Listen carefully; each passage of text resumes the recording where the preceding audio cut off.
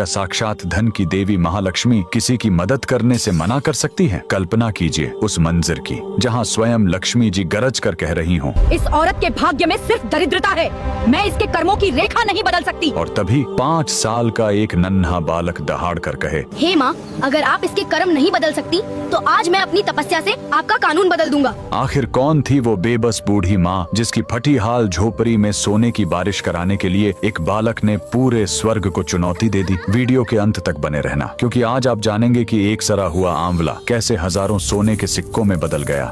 इस हृदय विदारक गाथा की शुरुआत होती है केरल के एक छोटे से गांव से, जहां आदि शंकराचार्य मात्र 5 वर्ष की आयु में भिक्षा मांगने निकले थे। चलते चलते वे एक ऐसी झोपड़ी के सामने रुके जहां राक्षसी दरिद्रता ने डेरा डाल रखा था। शंकराचार्य ने आवाज दी, माथे भिक्षामदेहि। अंदर से एक अत्यंत वृद्ध और बेबस महिला बाहर आई। भूख के कारण उसका शरीर हड्डियों का ढांचा बन चुका था और तन पर फटे हुए चिथरे थे। वह उस नन्हे ब्राह्मण को कुछ देना तो चाहती थी, पर उसके घर में अन्न का एक दाना तक नहीं था। वह पागलों की तरह घर के खाली डिब्बों को खंगालने लगी। उसकी आंखों में ममता और शर्मिंदगी के आंसू थे। तभी उसे एक पुराने घरे के अंधेरे कोने में पड़ा एक सूखा सड़ा हुआ आंवला मिला। यही उसकी आखिरी जमा पूंजी थी। वह कांपते हाथों से बाहर आई और फूट फूट कर रोते हुए वह आंवला शंकराचार्य की झोली में डाल दिया। उस बूढ़ी माँ का वो सर्वस्व दान देख नन्हे शंकराचार्य का हृदय दहल गया। उन्होंने उसी क्षण आंखें बंद की और महालक्ष्मी का आह्वान किया। साक्षात लक्ष्मी जी प्रकट हुई, पर उनका चेहरा क्रोध से लाल था। माँ लक्ष्मी ने कहा, पुत्र शंकर, इस औरत ने पिछले जन्मों में कभी किसी को एक तिनका दान नहीं किया, इसलिए यह जन्म केवल गरीबी में ही कटेगा। मैं विधि का विधान नहीं बदल सकती। तभी बालक शंकराचार्य की आवाज गूंजी, हे माँ, नियम वो देखते हैं जिनके पास हृदय नहीं होता। आज इस माँ ने अपना आखिरी निवाला मुझे सौंप दिया है। क्या यह निस्वार्थ त्याग